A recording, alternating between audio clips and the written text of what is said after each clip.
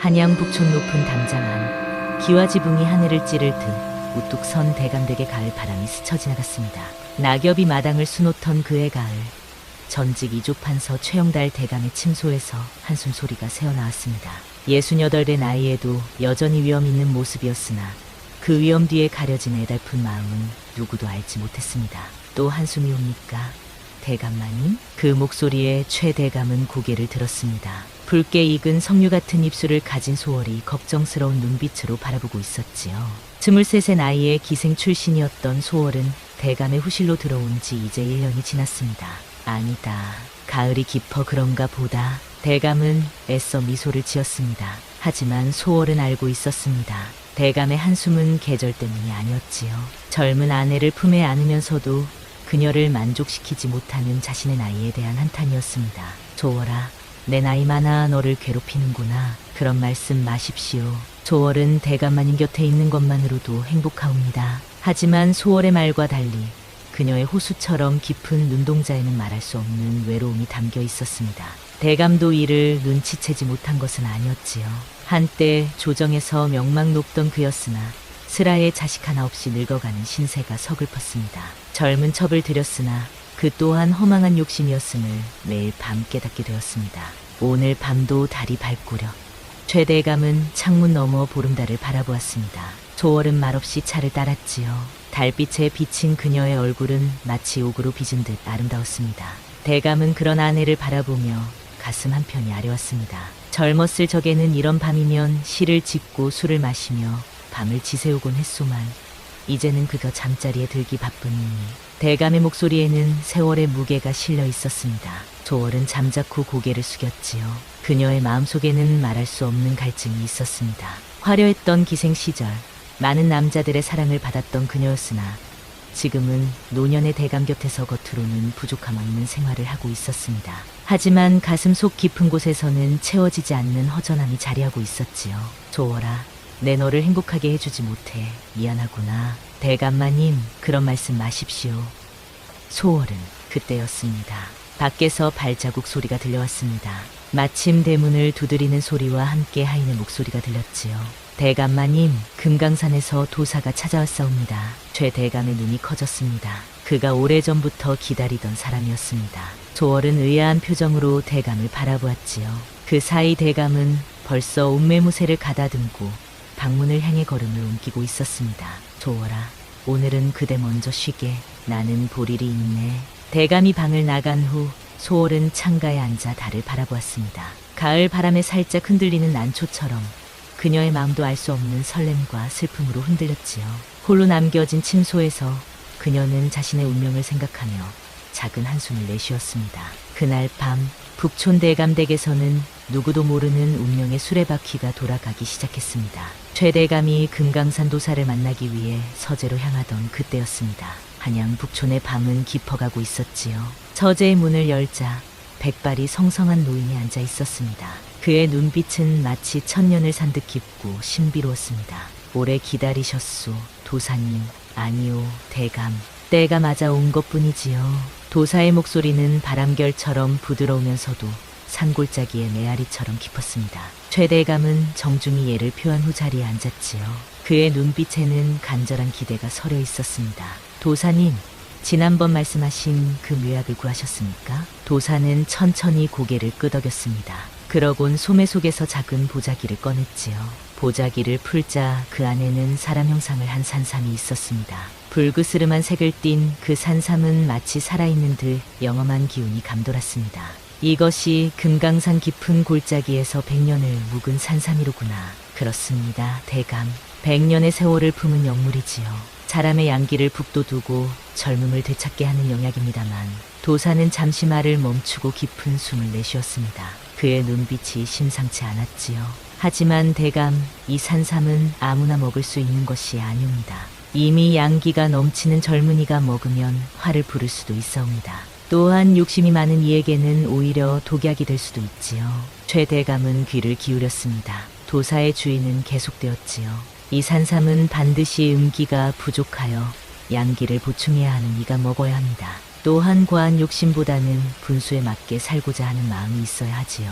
그런 이에게만 이 산삼은 젊음과 활력을 되찾게 해줄 것입니다. 최대감은 산삼을 받아들며 고개를 끄덕였습니다. 그의 마음속에는 젊은 아내 소월을 떠올리며 다시 젊어져 그녀를 만족시키고 싶다는 욕망이 가득했지요. 도사님, 이 은혜에 어찌 갚아야 할지. 대감, 은혜는 필요 없사옵니다. 다만 이 산삼의 효능과 경고를 명심하시기 바랍니다. 욕심을 버리고 분수에 맞게 사용하셔야 화를 면하실 것이옵니다. 도사는 자리에서 일어나 떠날 준비를 했습니다.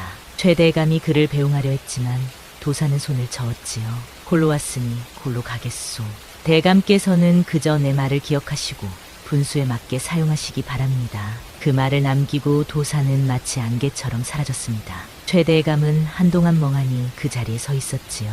손에 쥔 산삼이 희미하게 빛을 발하는 듯했습니다. 그날 밤 최대감은 홀로 산삼을 다려 마셨습니다. 산삼차는 쓰고 독한 맛이었지만 젊음을 되찾을 수 있다는 기대에 그는 한 방울도 남김없이 마셨지요. 그리고 소월이 있는 침소로 향했습니다. 하지만 그날 밤도 그 다음 날 밤도 대감에게는 아무런 변화가 없었습니다. 산삼의 효능이 나타나지 않자 그는 깊은 실망에 빠졌지요. 도사의 말이 허언이었던가. 최대감은 한숨을 내쉬며 남은 산삼을 서한 서랍에 넣고 자물쇠로 잠갔습니다. 그리고 누구에게도 이 일을 말하지 않기로 했지요. 젊음을 되찾지 못한 자신의 모습이 부끄러웠던 까닭이었습니다. 그렇게 며칠이 지나갔습니다. 최대감은 점점 더 침울해졌고 소월과의 거리도 멀어져 갔지요.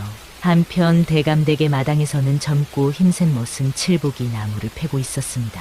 그는 대감의 변화를 눈치채지 못한 채 오늘도 열심히 일하고 있었지요. 그러나 운명의 수레바퀴는 이미 돌아가고 있었습니다. 아무도 모르는 사이 새로운 사건이 시작되려 하고 있었지요.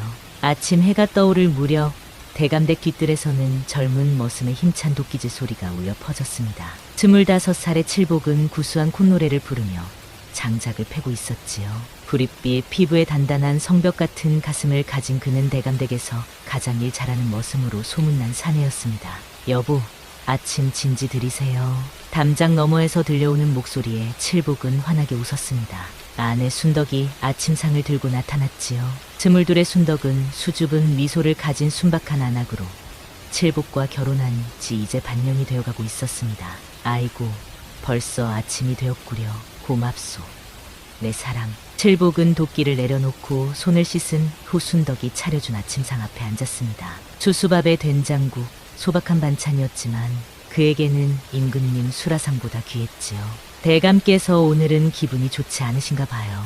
아침부터 서재에 계시던데. 순덕의 말에 칠복은 고개를 끄덕였습니다. 요즘 대감마님께서 고민이 많으신 듯하오. 밤에도 불빛이 꺼지지 않고 한숨 소리가 담장 너머로 들리기도 했소. 대감마님과 소월아씨 사이가 예전 같지 않다고 하더라고요. 순덕은 숨을 죽이며 말했습니다. 칠복은 아내의 손을 잡으며 미소를 지었지요. 그런 이야기 함부로 하면 안 돼요. 주인 어른의 일은 우리가 뭐라 할 수 없는 법이니. 그때 대감댁 안채에서 급한 발걸음 소리가 들렸습니다. 대감의 몸종이 달려나오며 칠복을 불렀지요. 칠복이, 빨리 대감마님 서재로 가보게.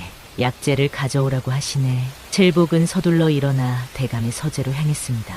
평소 하인들도 쉽게 들어갈 수 없는 공간이었지만 지금은 급한 일이 있는 듯했지요. 서재 문 앞에 도착한 칠복은 조심스레 노크를 했습니다. 들어오게. 무거운 목소리와 함께 칠복은 서재로 발을 들였습니다. 최대감은 창가에 서서 먼 산을 바라보고 있었지요. 대감마님, 약재를 가져오라 하셨다 들었습니다만. 아, 그렇지. 내 서한 왼쪽 서랍에 자물쇠가 채워져 있을 것이네. 열쇠는 여기 있으니 그 안에 봉지를 약방으로 가져가게. 일체 열어보지 말고. 최대감은 열쇠를 건네며 단단히 당부했습니다. 칠복은 공손히 고개를 숙이고 열쇠를 받았지요. 그러나 서안으로 향하는 그의 눈에 이상한 빛이 스쳤습니다. 그는 타고난 호기심이 많은 성격이었지요. 네, 대감마님, 조인이 잘 모시겠습니다. 칠복은 서한 서랍을 열고 안에 있는 보자기 봉지를 꺼냈습니다. 그런데 그때였습니다. 보자기가 살짝 풀어지며 그 안에 물건이 드러났지요. 사람 형상의 붉은 산삼이 순간 칠복의 눈에 들어왔습니다. 이게 무엇이옵니까? 대감마님? 아, 그냥 귀한 약재일 뿐이네. 어서 약방으로 가져가게. 최대감의 목소리에 당황한 기색이 역력했습니다. 칠복은 더 묻지 않고 보자기를 다시 싸서 약방으로 가져갔지요.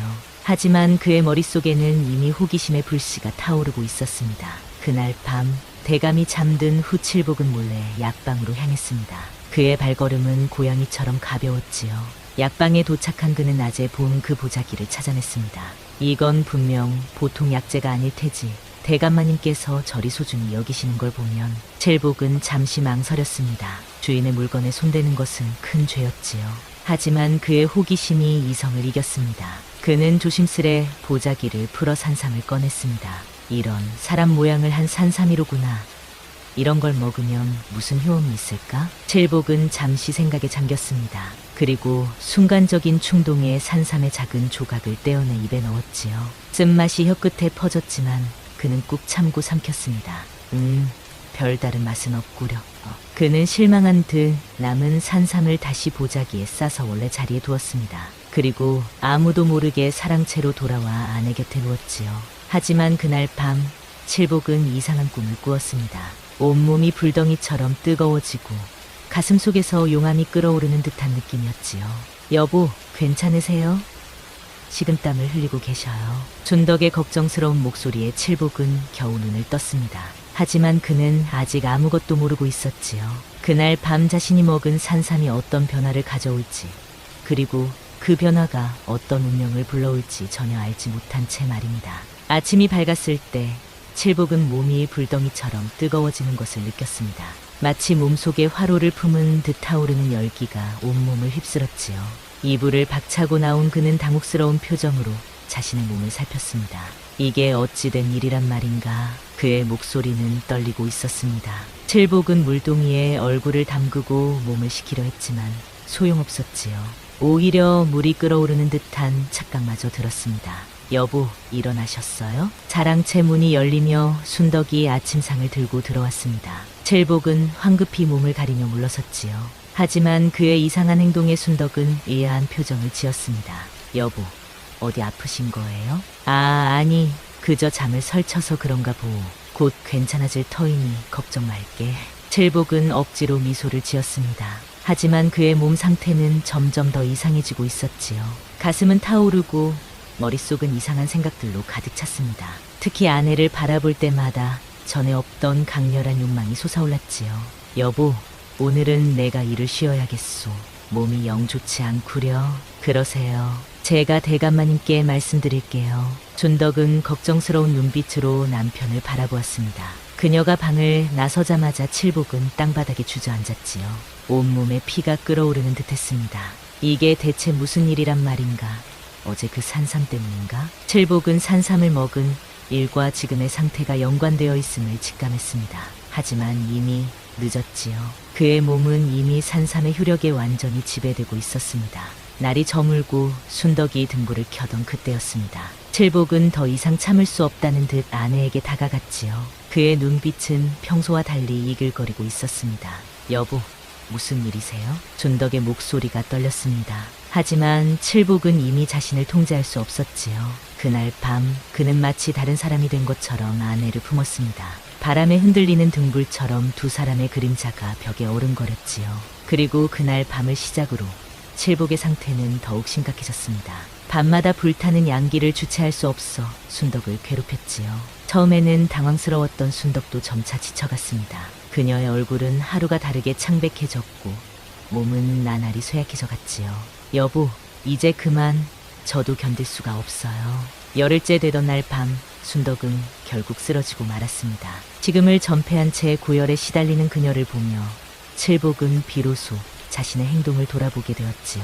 내가 대체 무슨 짓을 한 것인가? 칠복은 자신의 팔뚝을 물어뜯으며 후회했습니다.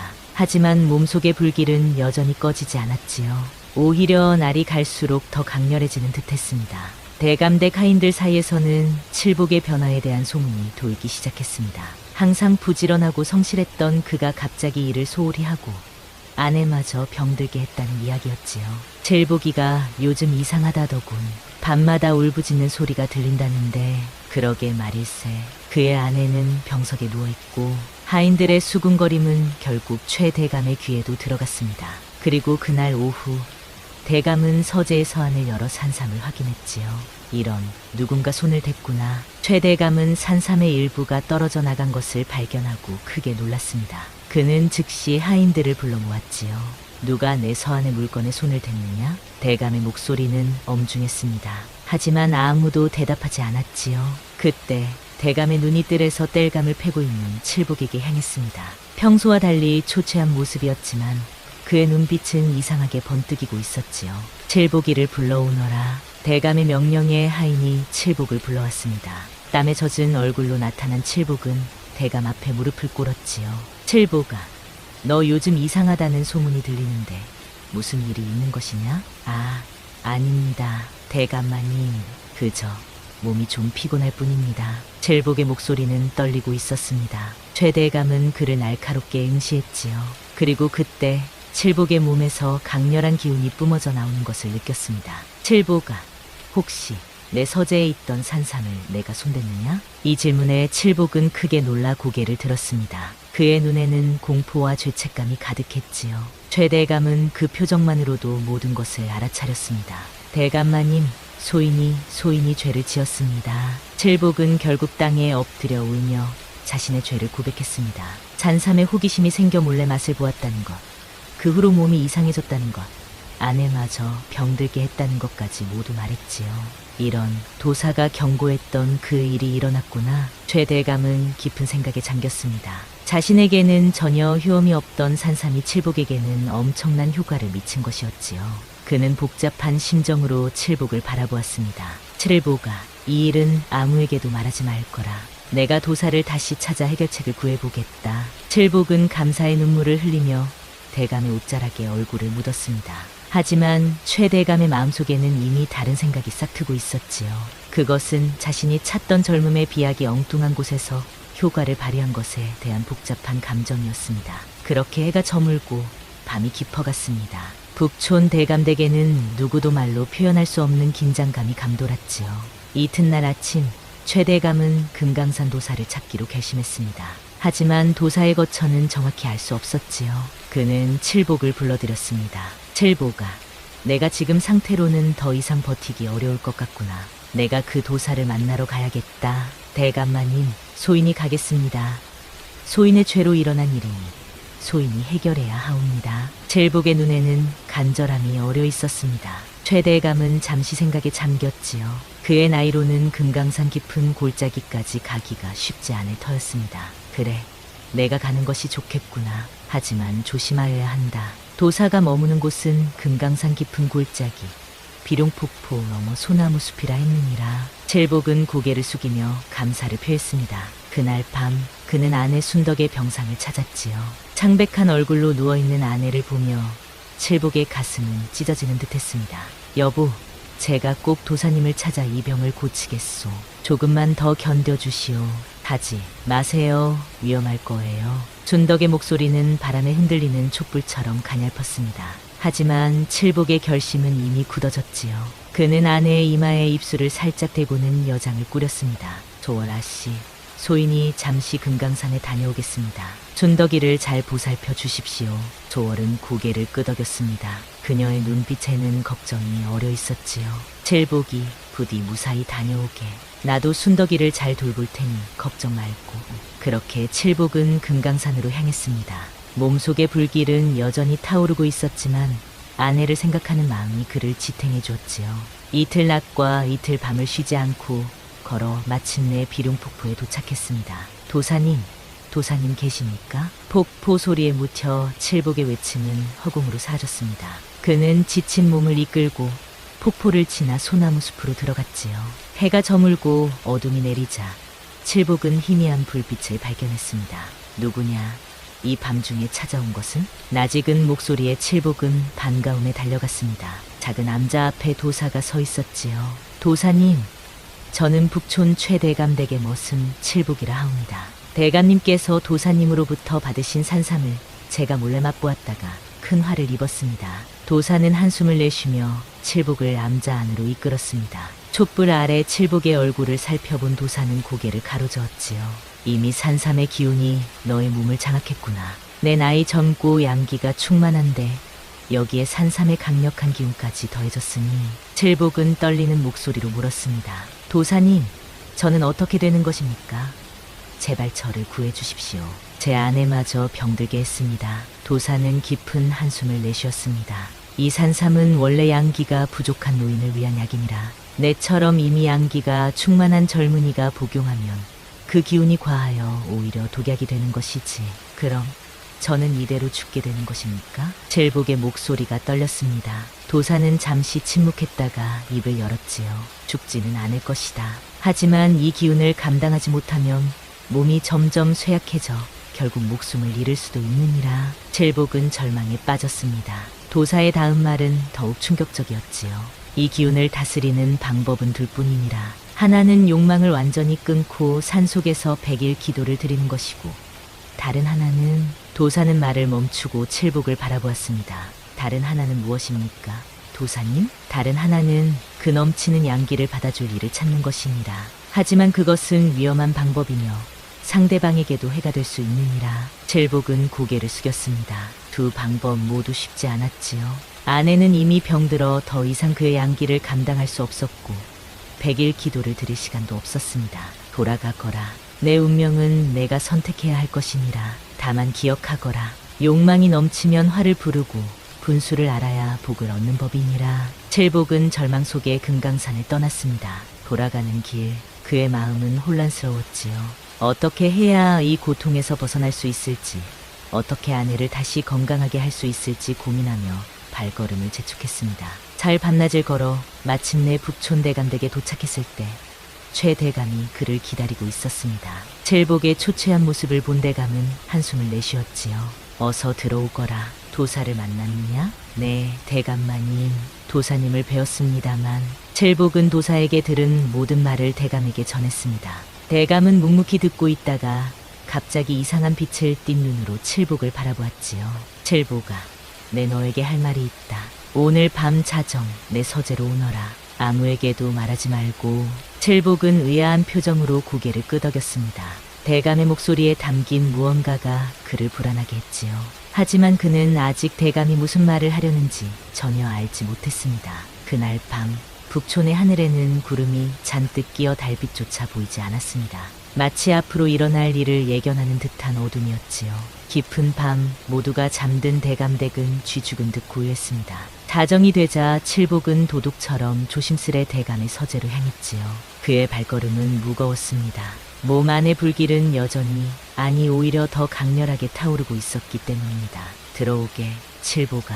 문을 두드리기도 전에 안에서 최 대감의 목소리가 들려왔습니다. 칠복은 조심스레 문을 열고 들어갔지요. 서재 안에는 희미한 등불 하나만이 켜져 있었습니다. 최 대감은 창가에 서서 밖을 바라보고 있었지요. 대감마님, 소인이 왔사옵니다. 그래, 이리 오너라. 칠복이 다가가자 최 대감은 천천히 몸을 돌렸습니다. 달빛에 비친 그의 얼굴에는 이전에 볼 수 없었던 복잡한 감정이 어려 있었지요. 칠복아, 내가 이 집에 온 지 몇 해나 되었느냐? 소인이 16에 들어와 이제 10해가 되었습니다. 대감마님. 최 대감은 고개를 끄덕였습니다. 그는 천천히 걸어와 칠복의 어깨에 손을 얹었지요. 그래, 넌 내게 있어 자식과도 같은 존재였다. 성실하고 부지런하여 늘 기특하게 여겼느니라. 칠복은 몸을 낮추어 공손히 인사했습니다. 하지만 대감의 다음 말에 그는 그대로 굳어버렸지요. 칠복아, 내가 내게 부탁이 있다. 말씀하시옵소서. 대감마님, 너도 알다시피 내 나이 이미 68, 젊은 첩을 들였으나 만족시켜주지 못해 늘 마음에 걸렸다. 칠복은 가슴이 철렁 내려앉는 느낌이었습니다. 대감이 하려는 말이 무엇인지 어렴풋이 짐작되었기 때문이지요. 그런데 내가 그 산삼을 먹고 이런 상태가 되었으니 이는 하늘의 뜻인지도 모르겠구나. 대감의 목소리가 떨렸습니다. 그는 잠시 말을 멈추고 심호흡을 했지요. 칠복아, 내 대신 소월이를 만족시켜 주겠느냐? 그 순간 방 안의 공기가 얼어붙는 듯했습니다. 칠복은 귀를 의심했지요. 자신의 주인이, 그것도 대감이 자신의 첩을 자신에게 맡기겠다니 이런 일이 어찌 있을 수 있단 말인가. 대감마님, 그런 말씀을 어찌? 칠복은 놀라 뒷걸음질 쳤습니다. 그의 얼굴은 창백해졌지요. 이건 명령이 아니다. 부탁이니라. 내가 거절해도 좋다. 하지만 최대감의 눈에는 눈물이 고였습니다. 늙은 사내의 눈물은 달빛에 반짝였지요. 조어리는 젊고 아름다운데 내가 그저 늙어가는 몸으로 그녀를 외롭게 하고 있구나. 너는 젊고 지금 그 산삼의 힘으로 강한 양기를 품고 있으니 그녀를 행복하게 해줄 수 있을 것이다. 칠복은 말문이 막혔습니다. 이것이 옳은 일일까? 자신의 아내가 있는데 주인의 첩을 품는다는 것이. 하지만 도사의 말이 떠올랐지요. 넘치는 양기를 받아줄 일을 찾는 것. 그리고 대감의 간절한 눈빛을. 하지만 대감마님, 소인은 이미 아내가 있어옵니다. 게다가 소월아 씨는 대감마님의 나도 안다, 칠보가. 하지만 지금 내 상태로는 순덕이도 더 이상 너를 감당할 수 없지 않느냐? 그리고 소월이는 내가 만족시켜줄 수 없다. 최대감의 목소리는 점점 작아졌습니다. 그의 어깨가 처져 있었지요. 평생 위험 있게 살아온 대감이 지금은 한 늙은이의 모습으로 서 있었습니다. 대감마님, 부탁이다. 칠보가 조월이를 위해, 그리고 너 자신을 위해서도. 칠복은 깊은 고민에 빠졌습니다. 한편으로는 주인의 부탁을 거절할 수 없는 마음이었고, 다른 한편으로는 도저히 받아들일 수 없는 부탁이었지요. 그러나 점점 악화되는 자신의 상태와 병든 아내를 생각하니 선택의 여지가 없는 듯했습니다. 대감마님, 정말 그것이 대감마님의 뜻이시라면 그렇다. 칠보가, 물론 이 일은 철저히 비밀로 해야 한다. 누구에게도 알려서는 안 된다. 조월이에게는 내가 말해두겠다. 최대감의 목소리에는 결연함이 묻어 있었습니다. 칠복은 깊이 고개를 숙였지요. 그의 마음속에는 복잡한 감정이 소용돌이쳤습니다. 그럼 언제부터? 오늘 밤부터다. 조월이 방에는 뒤뜰 쪽 창문으로 들어가거라. 내가 미리 열어두도록 하마. 칠복은 말없이 고개를 끄덕였습니다. 그의 가슴 속에는 죄책감과 욕망이 뒤엉켜 있었지요. 하지만 그 순간만큼은 도리가 없다고 생각했습니다. 하거라, 칠보가. 아무도 내가 여기 왔다는 것을 알아서는 안 된다. 칠복은 조용히 서재를 나왔습니다. 밖은 어둠이 깊었지요. 그는 한동안 마당에 서서 하늘을 바라보았습니다. 별 하나 보이지 않는 검은 하늘처럼 그의 마음도 어둠에 잠겨 있었습니다. 시간이 흘러 밤이 더 깊어졌을 때 칠복은 소월의 방으로 향했습니다. 그의 발걸음은 무거웠지만 몸 안의 불덩이는 점점 더 타오르고 있었지요. 뒤뜰로 돌아가 창문 앞에 섰을 때 그의 마음은 이미 혼란스러웠습니다. 이것이 과연 옳은 일인가? 하지만 이미 창문은 열려 있었고 그 안에는 희미한 등불 아래 누군가의 그림자가 기다리고 있었습니다. 칠복은 깊은 숨을 내쉬고 창문을 넘었습니다. 운명의 수레바퀴는 이미 돌아가고 있었지요. 조월의 방에 들어선 칠복은 숨을 죽였습니다. 방 안은 은은한 등불빛으로 가득했지요. 그리고 병풍 뒤에 소월이 앉아 있었습니다. 그녀의 얼굴은 창백했고 눈가에는 눈물 자국이 남아 있었지요. 칠복, 돌연. 조월의 목소리는 떨리고 있었습니다. 칠복은 몸을 낮추어 인사를 했지요.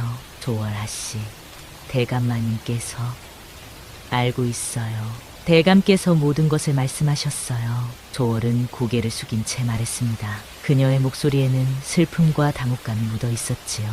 칠복은 어찌할 바를 몰라 그 자리에 서 있었습니다. 칠복 돌연, 당신은 정말 이러고 싶으신가요? 조월의 물음에 칠복은 가슴이 찢어지는 듯했습니다. 그는 고개를 가로저었지요. 아닙니다, 조월 아씨. 하지만 대감마님의 명이시고 또한 지금 제 몸 상태로는. 말을 잇지 못하고 칠복은 고개를 숙였습니다. 그의 온몸은 여전히 불덩이처럼 타오르고 있었지요. 조월은 한동안 말이 없었습니다. 방 안의 정적이 두 사람 사이를 가로막는 듯했지요. 그대로 계시어요. 오늘은 그저 이야기만 나눠요. 조월의 말에 칠복은 안도의 한숨을 내쉬었습니다. 두 사람은 밤이 깊어가도록 이야기를 나누었지요. 칠복은 자신이 산삼을 먹게 된 경위와 그 후의 고통, 금강산 도사를 만나고 온 이야기를 들려주었습니다. 조월은 묵묵히 들었지요. 당신과 순덕이는 참 행복해 보였어요. 조월의 말에 칠복은 깊은 한숨을 내쉬었습니다. 그랬습니다. 하지만 지금은 제 욕심 때문에 아내마저 병들게 했습니다. 당신 탓이 아니에요. 그저 운명이 그러했을 뿐. 조월의 눈에는 이해의 빛이 어려 있었습니다. 그녀 역시 자신의 처지를 한탄하는 듯했지요. 젊은 나이에 늙은 대감의 첩이 되어 충족되지 못하는 갈증을 안고 살아가는 그녀였습니다. 그렇게 첫날 밤은 그저 이야기로 끝이 났습니다. 칠복은 소월의 방을 나와 자신의 처소로 돌아갔지요. 하지만 그의 몸은 여전히 불덩이처럼 타오르고 있었습니다. 다음 날, 그리고 또 다음 날, 칠복은 매일 밤 소월의 방을 찾았습니다. 처음에는 어색하고 불편했지만 점차 두 사람 사이에는 이상한 감정이 싹트기 시작했지요. 그것은 단순한 육체적 욕망이 아닌 서로의 외로움을 이해하는 마음이었습니다. 칠복 돌연, 오늘도 몸이 뜨거운가요? 네, 소월아 씨. 하지만 이제는 조금 견딜만합니다. 소월은 따뜻한 미소를 지었습니다.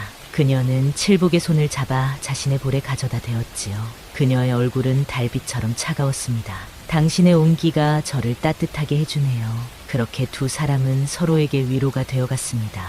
하지만 그들의 만남을 지켜보는 눈이 있었지요. 바로 최 대감이었습니다.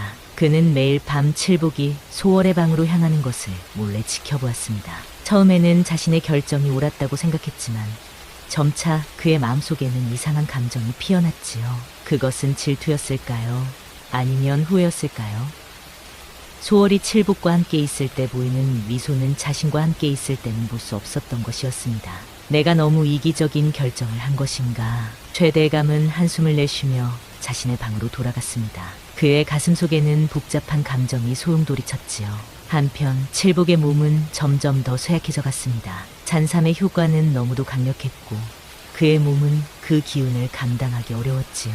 낮에는 일을 할 수 없을 정도로 기력이 떨어졌고 밤에는 불덩이처럼 타올랐습니다. 여보, 어디가 아프신 거예요? 준덕은 병상에서 일어나 남편을 돌보려 했습니다. 하지만 칠복은 그런 아내의 모습을 참아볼 수 없었지요. 괜찮소, 순덕아. 그저 조금 피곤할 뿐이오. 칠복은 자신의 비밀을 아내에게 말할 수 없었습니다. 그것은 너무도 부끄럽고 죄스러운 일이었지요. 하지만 그의 몸 상태는 날이 갈수록 악화되었습니다. 입가에 피를 흘리는 일도 잦아졌지요. 칠복 돌연, 당신 몸이 이상해요. 이제 그만 이러지 마세요. 소월도 칠복의 상태를 걱정하기 시작했습니다. 그녀의 눈에는 진심 어린 걱정이 담겨 있었지요. 칠복은 쓰게 웃었습니다. 괜찮습니다, 소월아 씨. 이 정도는... 하지만 말을 마치기도 전에 칠복은 쓰러지고 말았습니다. 그의 입에서는 피가 흘러나왔지요. 소월은 놀라 외쳤습니다. 누가 있어요? 빨리 도와주세요. 칠복은 급히 자신의 방으로 옮겨졌습니다. 의원이 불려왔지만 그의 병은 이해할 수 없는 것이었지요. 의원은 고개를 저으며 말했습니다. 이상한 병입니다. 양기는 넘치는데 몸은 쇠약해져 가고 있으니 마치 화로 위에 얼음을 올려놓은 듯합니다. 최 대감은 칠복의 병상을 지켜보며 깊은 생각에 잠겼습니다. 그는 이 모든 일이 자신의 이기적인 욕심 때문이라는 것을 알았지요. 칠복아, 이제 소월이를 만나지 말 거라. 내가 잘못된 부탁을 한 것이니. 하지만 칠복은 이미 말을 알아듣지 못할 정도로 상태가 위중했습니다. 그의 이마에는 식은땀이 흐르고 온몸은 불덩이처럼 타올랐지요. 최 대감의 눈에는 눈물이 고였습니다. 내 욕심이 이런 화를 부르다니. 그날 밤 칠복의 상태는 더욱 악화되었습니다. 준덕은 남편의 곁을 떠나지 않았고 소월도 몰래 병상을 찾아왔지요. 북촌 대감댁에는 슬픔의 그림자가 드리워져 있었습니다. 매서운 바람이 불던 그날 밤 칠복은 마침내 의식을 되찾았습니다. 그의 곁에는 지친 얼굴로 잠든 순덕이 있었지요. 약해진 몸으로 조용히 일어난 칠복은 순덕의 얼굴을 바라보았습니다. 순덕아, 미안하오. 그는 아내의 이마에 입술을 살짝 대고는 방을 나섰습니다. 중심을 잡기 어려울 정도로 몸이 흔들렸지만 그는 다른 곳으로 향하고 있었지요. 바로 최 대감의 서재였습니다. 들어오게, 칠복아. 칠복이 문을 두드리자 대감의 목소리가 들렸습니다. 마치 그를 기다리고 있었던 것처럼 말입니다. 칠복은 천천히 문을 열고 들어갔지요. 대감마님, 소인이 더 이상은... 칠복은 힘없이 무릎을 꿇었습니다. 그의 얼굴은 창백했고 눈에는 굳은 결심이 어려 있었지요. 소인은 더 이상 소월 아씨를 만날 수 없습니다. 이대로 가다가는 죽게 될 것 같사옵니다. 최 대감은 깊은 한숨을 내쉬었습니다. 그의 얼굴에도 비슷한 결심이 엿보였지요. 나도 그럴 생각이었다, 칠복아. 내 욕심으로 내게 이런 고통을 준 것이 참으로 미안하구나. 대감의 목소리는 떨렸습니다. 그는 자리에서 일어나 벽장으로 다가갔지요.